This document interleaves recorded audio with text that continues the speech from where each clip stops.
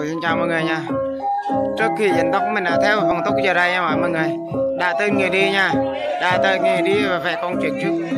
Đấy mình là người lịch sĩ cơ mà. Đây là ông đây là bị vật sớm là chỗ phong tục giờ đây.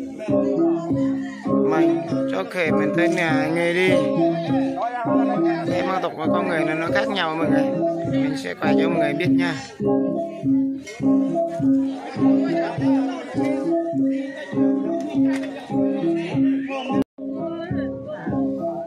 Trước khi về trên người đi xa nhà hoặc là xa làng, ông này nó có để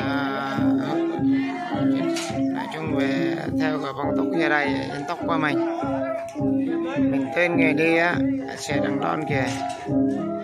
Phải có nha mọi người.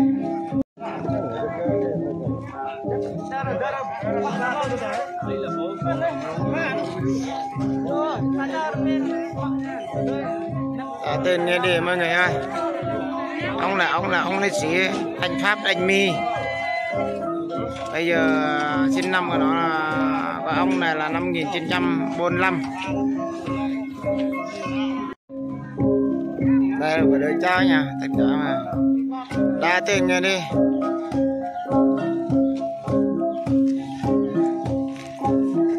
Theo bằng túc dân tộc giờ đây mới nhà mọi người. Đây là xong về tuổi thọ là năm 1945.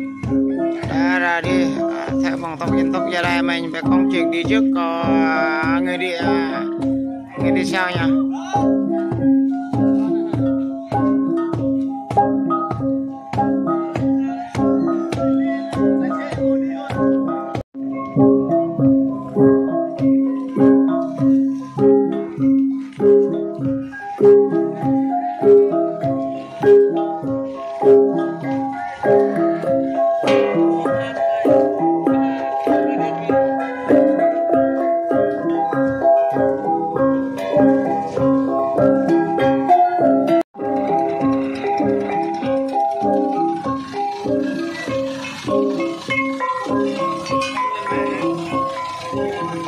Chết rồi, không sao đâu,